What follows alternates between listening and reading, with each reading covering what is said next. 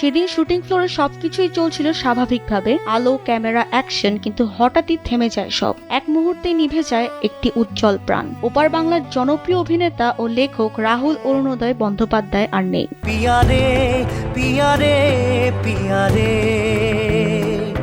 এই ঘটনাকে শুধু দুর্ঘটনা বলে মানতে নারাজ অনেকেই। অবহেলা ছিল কিনা সেই প্রশ্নে এখনো সরগরম টালিপাড়া। 7ই এপ্রিল পুরো ইন্ডাস্ট্রি একজোট হয়ে কর্মবিরতি পালন করে, যা আগে কখনো দেখা যায়নি।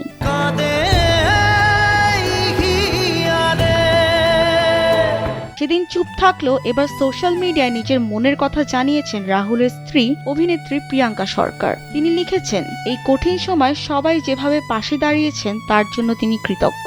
পুরা ইন্ডাস্ট্রি যেন এক পরিবারের মতো একসঙ্গে লড়াই করছে, এখানে নেই কোনো বিভাজন বা স্বার্থ। ভালোবাসা মিছে নয়, অভিনয়। তিনি আরো বলেন, কেউ রাহুলকে অভিনেতা হিসেবে চিনতেন, কেউ লেখক হিসেবে, কিন্তু সবার কাছে তিনি ছিলেন প্রিয় একজন মানুষ। এই মৃত্যু যেন শুধু দুঃখের স্মৃতি হয়ে না থাকে, বরং বড় কোনো পরিবর্তনের সূচনা করে, এটাই চান তিনি।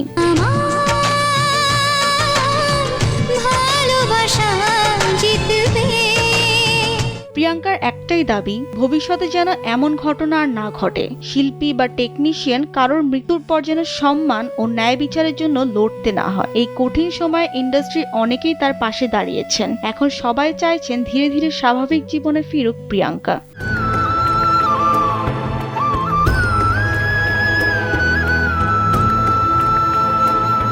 বিনোদন ডেস্ক, কালবেলা।